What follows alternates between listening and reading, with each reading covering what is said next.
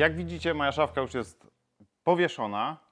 Wisi sobie, te drzwiczki mi się tutaj ciągle zamykają, ale będę musiał dorobić tutaj jakieś sprężyny prawdopodobnie, żeby mi się to łatwo otwierało i zamykało, ponieważ muszę mieć do tego dostęp z tej strony i z tej. One będą cały czas otwarte, ale żeby mieć dostęp do drugiej strony, nie chciałbym tu żadnych blokad robić. Także prawdopodobnie u góry będą sprężyny, które będą trzymać w takiej pozycji te drzwi. Zmieniłem kilka rzeczy, a mianowicie dużo się nagadałem w ostatnim filmie, co ja bym tutaj, jakich cudów bym nie robił.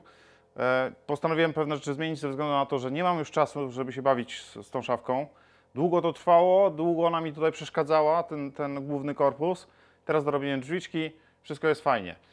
Natomiast zmieniłem to, że tutaj tej strony nie będę wykorzystywał, czyli jeżeli zamknę te drzwiczki, one się tutaj zamkną, nie ma tego miejsca. Druga sprawa, nie dzieliłem też na pół tych drzwi, ponieważ uznałem, że jeżeli przetnę to na pół, to zostaje około 80 mm. Będzie to zbyt jakby wiotkie.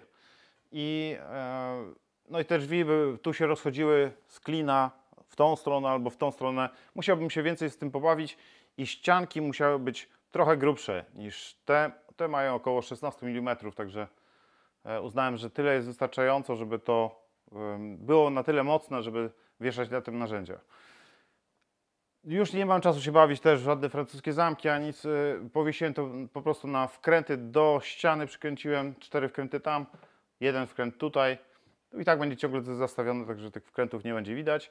W następnym odcinku pokażę Wam, jak zrobię te podziałki, czyli jeżeli tutaj będę chciał, dajmy na to, powiesić dłuta, to w jaki sposób rozwiązałem to, żeby na przykład ich nie wyciągać do góry, tylko żeby one były w tą stronę wyciągane, ale to już jest temat na ostatni właściwie odcinek. Tak samo tutaj te listewki jako podziałki strugów, szuflady, to jest też dosyć ciekawy temat. Co jeszcze? Jak zauważyliście, jeżeli chodzi o same płyciny, dlaczego sklejka? Dlatego, że gdybym wybrał tutaj płycinę z drewna litego, czyli zrobiłbym taką imitację powiedzmy sklejki, no to musiałbym zostawić tutaj wokół przerwę, żeby ta płycina mogła pracować. Jeżeli bym to zrobił, to całe drzwiczki trzymałyby się tylko i wyłącznie na tych wczepach i po prostu ta część pod ciężarem zwiesiłaby się i to nabrałoby kształtu powiedzmy, no nie wiem, poszłoby w rąb.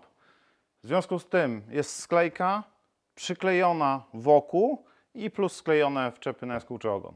Tak samo jest tam. Tutaj niestety zabrakło mi sklejki, musiałem już z 3 kawałków zrobić. Taka dosyć mało estetyczna ta sklejka jest, ale jeżeli tutaj będą wisiały narzędzia i tutaj zrobię 2 listewki jeszcze, żeby zamarkować to, listewki pójdą w tą stronę, będą narzędzia wisiały, nie będzie tego widać, także to jest ok. Nie wiem, co z tamtym miejscem, być może wykorzystam tak jak teraz postawiłem tam karton z papierem ściernym, ponieważ też dosyć często do nich sięgam.